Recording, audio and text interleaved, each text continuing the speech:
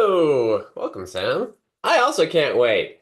Welcome back, everybody. Here we are. The songwriting process for musicals can sound extremely complicated and overwhelming when you begin to include all of the elements, because there are a lot of elements involved. When you think about it just being quote unquote music and lyrics, it doesn't sound so hard, but how do the music and the lyrics get written? And then how do they come together? And how do all the decisions get made that turn into a great song at the end of the day, in the right place, with the right sound, and the right hook, and the right lyrics, and the right structure, and the right language, and the right mechanics and themes and games? There's a lot of things to consider. You see where the complication comes in here, friends? There's a lot of complication. So, today we're going to explore what my process looks like, or at least can look like, to give you more insight on some of the kind of behind the scenes that you can then apply to your own writing. So, let's dive in. First and foremost, if I am new to you, or you are new to me, I'm Michael Ratty, aka Musical Theater Writer Guy, aka your musical theater writing coach, the founder of the Musical Theater Writing Collective. I'm a writer, obviously book music lyrics, and also I coach people, teach courses. It's all lots of stuff and fun. So this question came actually from one of my courses because one of our current cohort members, Colby Spears, asked about my songwriting process. Because into the course, we build some times for some flexible curriculum, and we just happen to have a little bit of time. Not as much time as it ended up taking. We went over, but and he asked this question about what my process looks like from beginning to end, because that is something that we don't really talk a lot about. We talk a lot about the elements that go into writing a musical theater song, but not so much what the entire process looks like. So let's do it. First and foremost, we have to start with, where in the story is this song? Who are we with? And what are we doing? Right? Where in the story is it? With whom? And to do what? So, is this going to be about plot advancement? Because sometimes, like, all right, we just got to move this plot along and it's better to do it in song form. Is it about character development? Because songs are some of the best ways to learn more about characters. They give us so much to work with across what's happening on stage, the visuals, the storyline movement, the words used, the music underneath it all tells us so much about the character too, right? Or it could do both, right? Plot movement and character development at the same time. Hard to do in a singular song, but it happens. A musical scene or a montage, right? But it has to be at least one of these two: plot advancement, character development, or both. And why a song for this moment instead of something else? So that is a critical question to ask here. Why does this moment need to sing? And I know some of these questions are going to feel kind of basic, but they're important to consider. And a lot of time people will dive into a song moment without fully thinking about it on the front end, right? So if this was a scene instead, would it lose anything? If this was a scene with underscoring, would that be enough? Why are we singing? What elevates this moment to require singing? Because sometimes underscore and movement and visuals with a scene is plenty. That's plenty. But if there's something that requires the singing, we have to know exactly what that is. So, we just need first and foremost to know where in the story, with whom, to do what. Is it plot? Is it character, or both? Why a song instead of something else? Why does this moment need to sing? Just those simple questions. This is step one. I've got many more. I actually didn't give them numbers today. So here we are. So all of that, once we have that answered, it leads us to, we need to know what directly precedes this moment where the song takes place. Where were we emotionally with the characters and the scene and this piece of plot? And what is the, what do I want to call it? Was the emotional threshold, the emotional breaking point that crosses us over into requiring a song? So the moment before is something that, if you're coming from the acting world, you hear talked about a lot because before you begin a song or you begin a monologue in an audition process, we have this whole thing we talked about called the moment before, where they need to, as performers, we need to think about what the moment before was so that when we move into the song, we are in the right headspace, emotional space, whatever it is, to begin the song that then grows into plot or character development, right? Same thing for you writers. If the performers are thinking about it, you better be thinking about it. So for me, when I'm looking at what the moment before is, I'm really looking at a couple of things. Like what is the direct lead up to the song, like that little section of the scene, for sure, for sure. But the other major thing is what is the actual like line or moment or action that breaks us into song? If you see that written out in a score, it's going to say like the cue line, right? Why is the cue line the cue line? Why does the music begin there? And sometimes this is kind of twofold, everybody, because you're going to have sometimes moments where the scene hits a cue line where underscoring begins that leads us into the vocal moment. So then you kind of have two. Why did the music begin here in underscore, and then why did the singing begin here? You can even break this into three. What? So complicated. So maybe underscore begins, then we begin singing verse material, and then the song begins. And why are each of those specifically a moment that precedes the next thing? It's very important to consider all of this. Also, by the way, I am here. You are here. So feel free to utilize the chat. It is working now. So yay, YouTube. I'm happy to answer things as we go through. If there's time at the end, we'll do Ask Me Anything as well. Okay, once we know all of that, my next step in the process is asking, what does this song sound like? And there's a lot that goes into the idea of what a song sounds like. So, I'm gonna not say I for this, I'm gonna say you for this. You think about it for you. So, do you have a sound palette that you've already created from which to choose what this song could sound like? Do you have rhythmic schemes? Like this is for the whole show. Have you already created a palette that includes things like motifs, rhythm schemes, songs for other characters that you've already written, relationships between certain notes? Do you have a sense of other moments that you can repurpose because of what this song's doing versus what a different song did?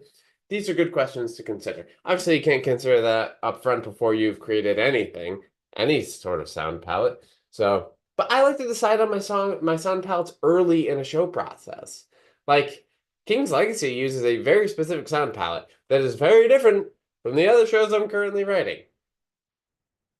Because they're different worlds, different people, different stories, you know? Other things to ask in this realm are, do you have a sense of the musical movement? Like, how does it move?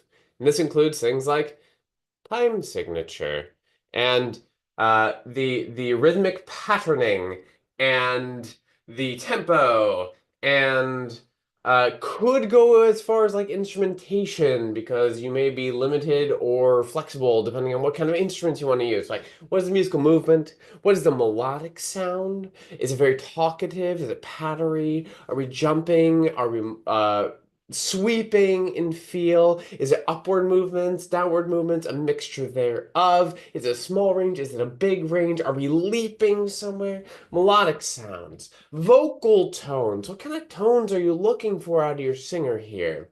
So when I write for someone who is, let's say, a mezzo soprano, which is a very big old blanket vague term. Mezzo sopranos can do a lot of different things depending on the style, right? What kind of tone do I want out of the singer here? Do I want them to sound like they're speaking on pitch?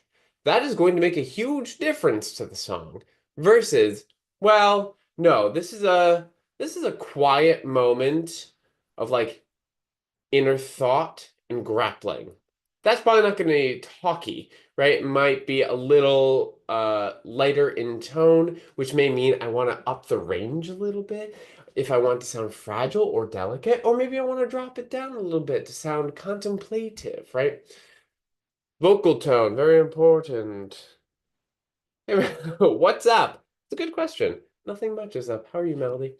The Beat and the tempo. I already mentioned the tempo. The other thing here about beat, though, is that, like, okay, you can have a 4/4 feeling where the eighth notes are a running pattern throughout an entire show, but or excuse me, throughout an entire song. But it's very different to do da da da da da da da da, right? And just kind of hit the beats 1, 2, 3, 4 versus da da da da da da da da da da da da da, right? Like you can change up where emphasis is, give us a sense of what's happening underneath, right? This is all attached to like drive and what's happening emotionally and what you want to say in the subtext, all that fun stuff. Tonal relationships are important also to consider because music affects the body. Let's not forget this, everybody. Right? Music is frequency, and frequencies are what our bodies pick up on. Light is frequency, sound is frequency, everything is frequency. So the relationships between two tones or more creates a wash that as those tones come together, it's a frequency palette and it does something to the body, right? There's a reason that the tritone is something that feels funky in its dissonance. Why it was called the devil's chord, even though it's really not a chord. It's only two notes. Yeah. But the way it goes, wow, wow, wow, wow, wow, wow, it gets to our bodies and our ears in a way that's like, oh God, resolve that, please. Take it somewhere else, right? So total relationship makes a difference. Instrumentation, I already mentioned, but kind of in a broader sense, what kind of instruments do you feel like are appropriate to what the song is and what it needs to do? It's a great question to ask up front. Or are there any other things in the realm of sound that point the way toward how this song is going to develop or what it might look like and sound like at the end of the day? And all of that, therefore, what is the song structure? Oh no, Michael's talking structure again. You bet. We just had a whole conversation about this in the cohort yesterday about, about how, yeah, a lot of people just like really don't want to lean into structure because, like, who needs it? I know structure. No, it's not until you intimately know structure that you know structure and you see how useful it is to consider, even if you're going to break it. Create your own. I don't care. Um, but now that we know the who, when, where, what, why, and sound ideas, what structure therefore fits this moment the best? Is this song calling out to be a 32 bar chorus song? Does it make so much sense to do AABA? We love an AABA 32 bar chorus. It is so tight and efficient, gives so much information so fast. But sometimes we want to do something different, maybe more extended. Take our time. Does a pop song structure fit better?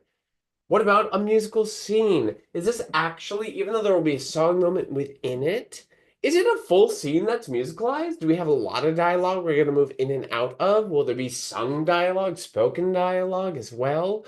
A lot of instrumentation underneath the scene work, leading us to a song moment? Do we want to use more of a contemporary structure, something like the macro AABA? A lot of contemporary musical theater sits in that realm. Like all of the last 5 years is AABA, not meaning the time frame, meaning the Jason Robert Brown show. AABA in the macro sense is both efficient and also giving you extra time and flexibility. So maybe it's something like that. Or maybe it's something entirely different that you're just gonna create on the fly. Done that plenty of times where I'm like, well, this is adjacent to a structure that we all know and love, but it feels better than doing the actual structure. So let's try it. And then you experiment and you figure it out. But at the end of the day, it's about what structure best suits the story and the characters and the actions of the moment. That was a lot of things. So, like, what were my first four steps? Were where in the story is it, with whom, and to do what? Plot advancement or character or both? Why a song? All that stuff. Leading to what precedes the moment, right? What leads us there at different points along the way, leading us to figuring out what the sound of the song is like, and therefore what the structure of the song is like. And again, this is my process on this. Take what you want from this and take it, leave it, throw it away. But I also say this kind of in a vague sense because it does differ depending on is this a new project or is this a revision of a song or am I inserting a song into a script I already have or wherever you are in the process it'll look a little bit different. Ooh, we have a could you literally stream yourself planning, writing a musical? I feel like there's so many things covered in these streams, all of them erratically open. A demo would be helpful slash encouraging slash fun. I've thought about it a lot. In all honesty, I don't know that would be useful in the least because I am in here as I am writing. Um, I do write with collaborators, and when I do that, I haven't had one of my collaborators yet say, "Oh yeah, I'd love to stream our meetings." So until I have a yes from a collaborator, that's not really a thing that's going to occur. But yeah, when I write alone, it's me just like poking around and plotting around, and I don't know that it's very useful for me to do that. Because then also, if I talk through my process aloud, I'm not actually doing it, then I'm teaching, right? And then I kind of feel like, well, then I'm teaching. But I hear you, I hear that. Maybe I'm underselling how interesting it would be to write in a space and hear me poke around and play with things and try to find rhymes and things, but I don't think it's terribly interesting or useful. But heard nonetheless. While we're paused for a second here, I'm gonna take a sip of water. Out of curiosity, what about that seems most interesting to you? Why would you want that kind of live stream? Um, what are you missing from the teaching moment? Also, before I forget to mention this, we do have two upcoming well, one of these is a new program, the other one is not. It's just the first time I'm announcing it publicly. And if you're not on my email list, people, get on my email list because there's a story every week, like a blog post story with a point that pertains probably to you and your life that doesn't go anywhere else on the internet. I never repost those. They get written every week. It's direct from me. It also has like a roundup of everything that's been posted all week across all of my social media, as well as the video for the week and like first announcements of things, first looks, behind the scenes peeks of stuff. So if you're not on the email list, go ahead and do that. You can click down in the description for the North Star question sets, then you get those as well, and then you're on the email list. But I mentioned that because yesterday I announced to the email list, I've got the first public announcement of a round of the Mastery Accelerator program, which is a 6-month journey. It's now also on the website. You can look at my website, michaelwright.com, and you'll see it on there, as well as a shorter 12-week incubator program. If you want like a 3-month sprint to get stuff done with accountability in a small group, that's for you. So those things are new. They're happening. Take a look. I'll post a link to those in the description afterwards. Yeah, I guess I'll do that. Why not? Okay. So next we have zooming in now on a song moment. We want to look at, okay, if you've not heard my thing about the 3 layers of a song, there are 3 layers to a song. And we're going to talk about each of them here. So first and foremost, the top layer is what I call the mechanical layer. So we need to know what happens in the mechanical layer. What actions literally take place on stage? Because sometimes a song happens and someone begins physically here and they end up physically there, wherever here and there are. And that is important to know. Also, uh, oh, it's like, what did I write on this note for myself? Huh? Who needs to who needs to, either plot-wise or character-wise, do what in between the beginning of the song and the end of the song? So this could be also like convincing, right? A convincing song is a great thing to put into a musical because someone has an action they're going to take between here and here. They're either going to succeed or they're going to fail. I don't know which, but that's the fun of it, right? That's the fun of watching it happen. If we're doing physical location movement, are there obstacles in the way? So like that tends to be more of a musical scene or a montage sort of thing, and we do enjoy those as well. But the other major thing to consider here that a lot of people I think skip over is emotionally. Where are we? Or emotionally slash mentally, where are we at the beginning of the song versus the end of the song? So a lot of character development songs, we don't move a physical location. We don't necessarily take an action, quote unquote, but there's some sort of internal journey that is occurring between the beginning of a song and the end of the song. In The Wizard and I, Elphaba does not take a physical journey. I mean, she takes a beautiful one in the movie, and it's great and it's gorgeous, and it sees a lot of fun things, and it references The Wizard of Oz, and it's lovely. All that being said, really, it's an internal journey of, oh, this is a possibility, all the way to, oh my God, this is gonna happen, right? It's like almost like a self-convincing song, but she didn't set out to convince herself. She set out to process. And so we process through the song. Mechanical layer, right? This is what happens between point A and point B during the song. Whoa, I just hit my TV. Lovely. I get you like that too. I'm thinking of music producers who record themselves making a song, which made me get into production. One of my favorite YouTubers literally streams. Yeah. Yeah. I think that's more interesting in music production, honestly, because like I don't write my music in a DAW program, so there's nothing to look at. Like what my brain's processing. I'm gonna think about it more though. You brought it up and I've already had it on the mind. I'll think and try to be more aware as I write, see if it actually is interesting. Thank you for that. Okay, so the mechanical layer, which informs the next layer below that, one layer down. We need to decide what the song is actually about. Okie dokie. There are two things to consider on this layer. What is the song about, and also what is the mechanism, the lyrical mechanism that drives us through the song? This could also be called the game of the song, the bicycle of the song, the framework of the song. So there are two things to consider, and a lot of people will conflate the two. And I know it's difficult to do because of so many reasons to separate them out, but they are different. So, like, what a song is about is at the core, like, okay, what are we doing here? Why is this a song? What is the song actually about in terms of plot and character? What is it about?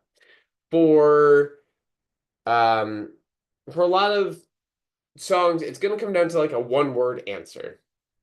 One word or one short phrase. One short phrase. Um, that's what the song's about. The other thing, though, the mechanism, framework, bicycle, the game of the song, that stuff is how are we playing with the idea of what the song is about? We usually are either proving a thesis of some variety or trying to prove that thesis. Sometimes we fail.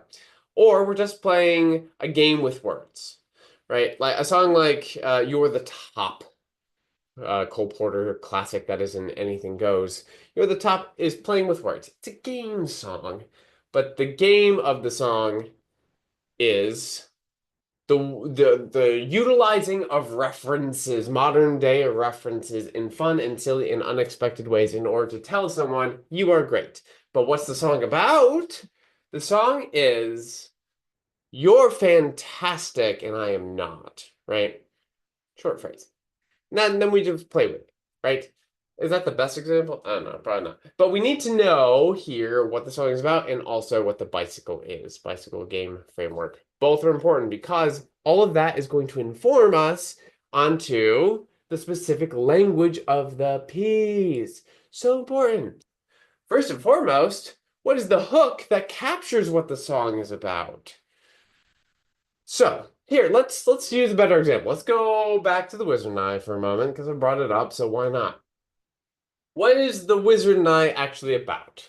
The Wizard and I is about Elphaba wanting to feel seen and accepted, right? It's the validation. That's what she's looking for. What is the game of the song, the bicycle of the song, the framework of the song? It's about the idea of, ooh, I could meet the wizard.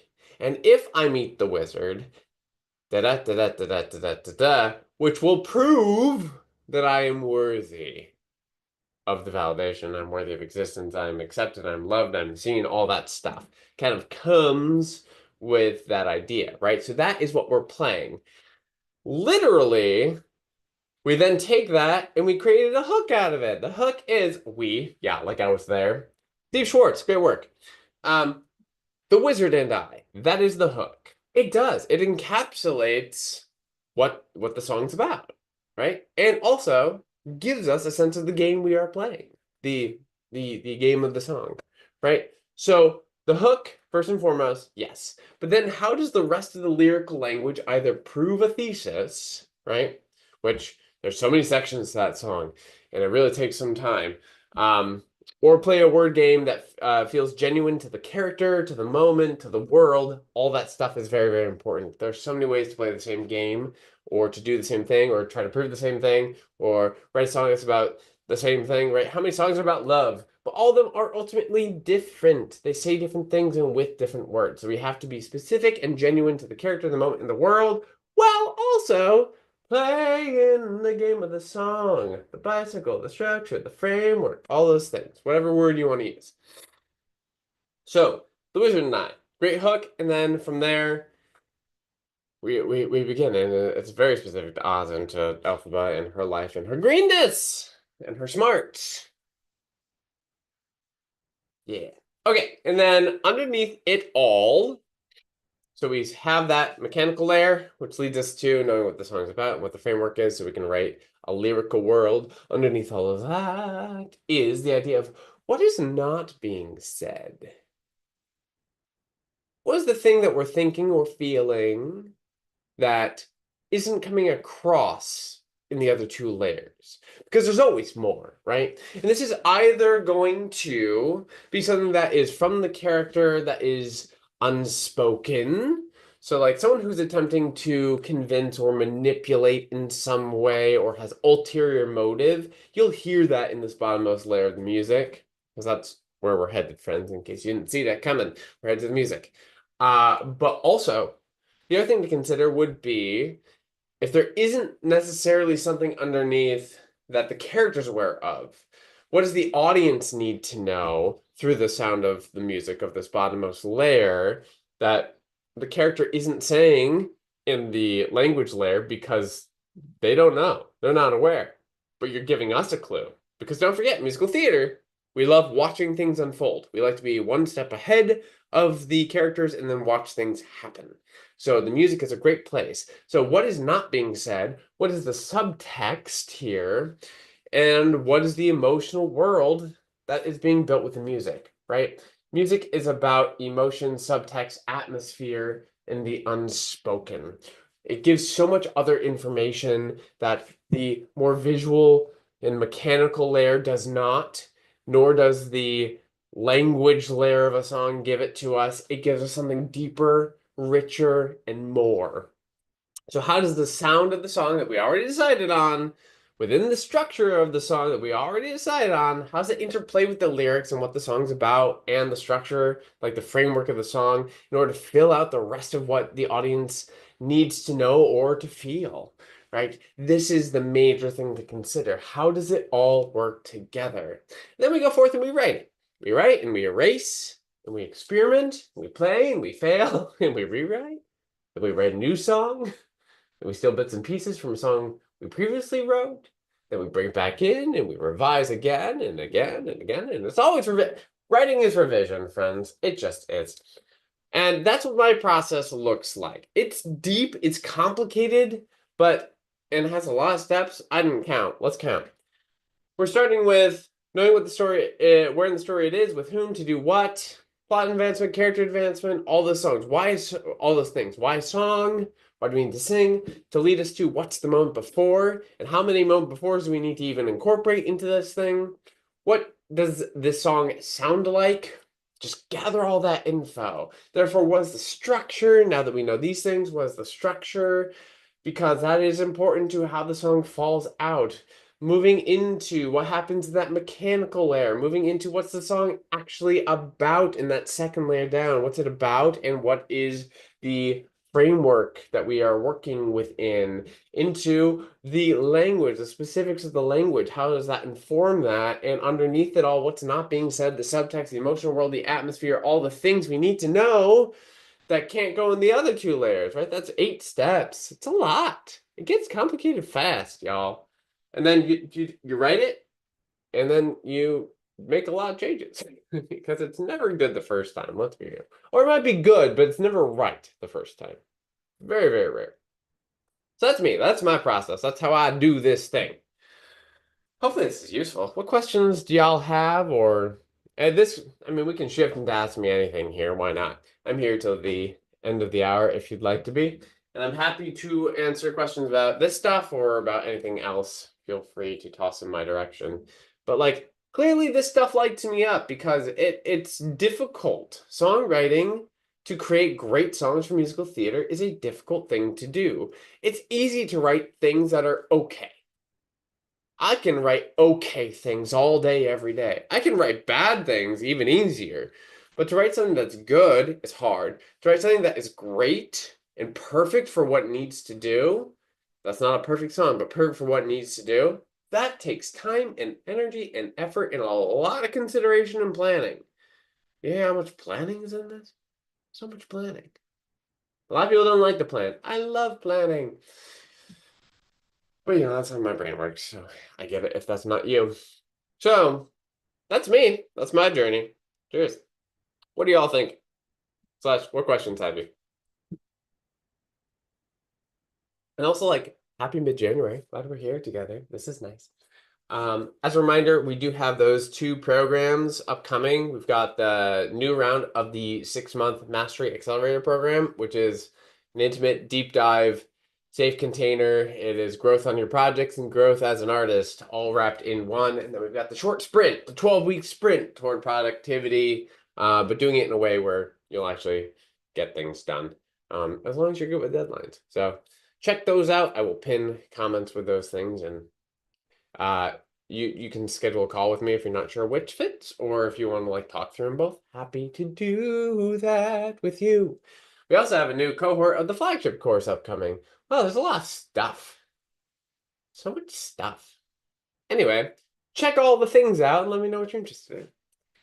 All right, picture it. Take prompts from chat and make Mad Lib musicals. They will be bad, but the prompts will be fun and funny and informative. Plus, you don't have to be attached to any of it. I mean, it's a thought. I don't know that it's the most aligned thing for me, but it's something to think about. I appreciate that. How would you mine popular culture to find motifs, phrases to put into the bottom layer musically? I don't mine popular culture. That's an interesting question. No, I make my stuff up. Um, So this is a large part of what I do in terms of building a musical world and a sound palette is I make the decision that for this show, X, Y, or Z means this, right? So here, okay, let's go back to the tritone for a second. Tritone, an interval that splits an octave directly in half, and that was known as the devil's chord, right? Contextually, that is how people would think of it for many, many hundreds of years. Great. We avoid the tritone. But then we have all of West Side Story, which uses the tritone to great effect and in very positive ways. Maria, I just met a girl named Maria. Right, that na na da da da.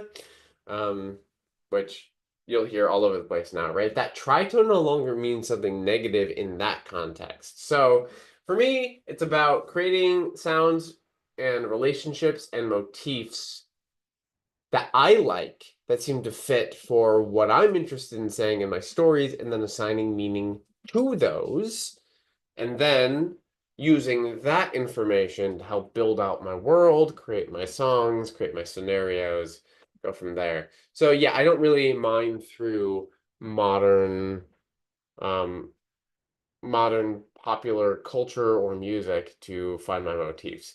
I mean, there are certain things that I will utilize, like I don't know, if I really want something to feel like doom is coming, I will bring out the DSE ray, because here we are this many years later, and everyone still uses the DSE ray. That bum bum bum bum bum bum bum. It's very good. It feels ominous. But for the most part, I don't pull from popular culture. I hope that answers the question. That's a good one. No one's asked me that one before. Anyone else have a question? Or a thought, a reflection? Oh, there was something else I was gonna say on this live stream. I don't remember what. Oh, I know. I'm also creating a libretto course. Finally, I know. So many of you have asked me, but Michael, why don't you offer a libretto writing course? The answer used to be because the Drum Skill Institute and MCI and BMI seem to have that covered, but two of those no longer offer a libretto writing course, at least not for the moment. So it's like, well, time to help fill the void. Do you have a general range you restrict yourself to if writing solos for other vocal types, including the opposite sex? All I can find online references coach types for your more legit upright voices. Yes. Oh, good. I'm glad I answered the question. Thank you for the question, Robert. Yeah. Okay, so the general rule of thumb in musical theater for writing vocal ranges for singers is that across a singular song, you gotta have a really good reason to go above like an octave and a fourth. Stretch that to the fifth, okay, that's fine, an octave and a fifth. But again, why? I'm always asking the question of why. Don't do it just because you want to or just because you like it. Say more. What is it saying about the character? Why are we doing this? Um, and then we really try to stay away from going above an octave and a fifth in range. There are times where you will see songs go to two octaves. I will do that occasionally. I will go to two octaves, but it's only for a critical moment. Like there's the song in Legacy where Henry truly has his villain moment and he throws people out and threatens his wife and gets the divorce and all that stuff happens. That one song is almost two octaves. It's an octave and a seventh. And that's on purpose. Nowhere in the show is he doing that besides that one song, though. And therefore it has effect. Um, I say this, but there are a lot of modern musical theater writers who don't adhere to that. Personally, I think that's to the detriment of the shows, but you can be a judge there. I'm just coming at it from musical theater writer and performer and vocal coach and musical director. I think that going above the octave and a fifth, you gotta have a super good reason for it. And if you're doing that regularly, I think it is a detriment. So that would be my question. And then in terms of like writing for the opposite sex, look at just regular vocal types and I think it's more about sound. Like, what sound are you asking from your singers? Is this a show that requires legit singing? Okay. Well, as you already mentioned, there are a lot of vocal types out there that you can look up ranges for. Musical theater, we tend to stray away from true alto these days. So, are the vocal types we generally play with are a low talkative kind of mezzo with a nice low range to it, may belt, may not belt. We have the quote unquote modern mezzo belter, who is someone who has a lot of mixed and contemporary belt capabilities, but probably has a voice that can go higher than that. We have more of the mezzo legit belter or the soprano legit belter, just depends on how high up the range is going.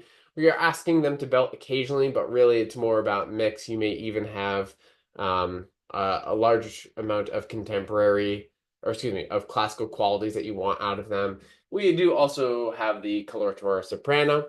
So like these are general things to look at, but even there, just like you get to choose the range for the character. If your character sings between, I don't know, A flat 3 and E flat 5, great. They're some sort of mezzo. That depends on the style and what you're looking for out of the sound of the singer. Um, for lower voices, that's well, we work with fewer names these days. We've got bass, true bass, which we almost never see in a musical anymore, which is too bad because we all heard Patrick Page, right, in Hadestown. We all got those goosebumps. I hope we all got those goosebumps. We love a bass. Baritone, which is a pretty broad and vague term these days. Gets tossed around a lot. I would still consider a baritone someone who has access to some low tones, not true bass low tones, but a decent amount. Um, who really isn't being asked to go above an E or an F, like at the maximum. Baritone these days tends not to happen much in contemporary musical theater. It seems to be more of a thing of the past in classical musical theater with more of the classical sounds. We've got the more contemporary barytenor, which is someone who is not being asked to use their low tones ever and can get up into tenory ranges, but it's going to sound a little bit heavier, a little bit chestier, beltier than a contemporary tenor, which is pretty similar to a classical tenor. Like a lot of floaty, high tones. It's not going to sound heavy or like a lot of effort up there. There's also things like rock tenors and all sorts of things. You can break it down a million different ways. I don't know if that's actually useful, but that's kind of how I think about it. Good question. Great. Hopefully I answered that. Any other questions, y'all? I'll stick around for one more. One more question if anyone's got one. Toss it in the chat.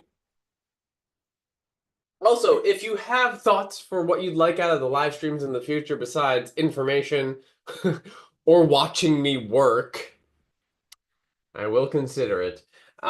Then let me know because I'm happy to deliver stuff. I mean, the videos, the every other Friday videos are a lot more like planned out. I've got topics. We got to deliver them fast with good teaching. For these, depends. You know, we've dissected songs. We've done a lot of kind of like coursework sort of stuff. This is similar to coursework. Obviously not as structured or in depth. These are a little off the fly, but like they're outlined with thought put into them. But yeah. Oh, and also we used to do our lovely people send in their songs for feedback. We used to do feedback videos too. I'm still happy to do those as well. I very much like the octave and eight quarter concept. It feels more useful than specific ranges. Yeah, I agree. And really, again, it depends on what you're looking for out of your show. Like across the 5 adult women in The King's Legacy, we've got a low mezzo who is asked about once. We've got 2 kind of mid-mezzo sopranos who are asked to use both their mix and their legit sounds. We've got 1 slightly higher mezzo soprano who is asked to use more of their legit sounds throughout the whole show. And then we've got 1 that is pretty much like a low soprano. I guess you can consider them all mezzos if you want to. Who does sing higher than everyone else, will be pulling out some classical tones every once in a while, but also needs to be able to do some contemporary mixing. But like there's little to no belt in that show. So it's pretty easy to just like set ranges. And I don't want everyone to sound the same. I don't want everyone to sing in the same exact range. I think that kind of muddies the waters on who people are. Yeah, unless I want people to sound the same. Like the 2 goofball characters, the 2 male goofballs, they're both baritones with almost exactly the same range. One goes, I think, a step higher or a step and a half higher than the other one, but they both bottom out in the same place. And their range is way smaller than Henry's. And that's on purpose, because I want these 2 guys to sound the same. And I want this guy to sound like he's more dynamic and more in charge, right? So I used a range for that too. Lots of things you can think about, my friends. All right, we talked about a whole bunch of stuff today. This is fun, delightful. So I will be back in 2 weeks. Let me know in the comments if you have specific things you'd like me to utilize for the for the live stream. Feel free to upvote the idea of watching me work. Wild to me, but feel free to upvote it. Otherwise, I'll be back in 2 weeks with something. Who's to say? I appreciate y'all being here. I appreciate you so much for being a part of the community. Come join the Musical Theater Writing Collective if you'd like to. Check out those courses if you'd like to. No pressure either way. I am here to help you however I best can. All right, everybody. Have a wonderful weekend. Peace out. Cheers.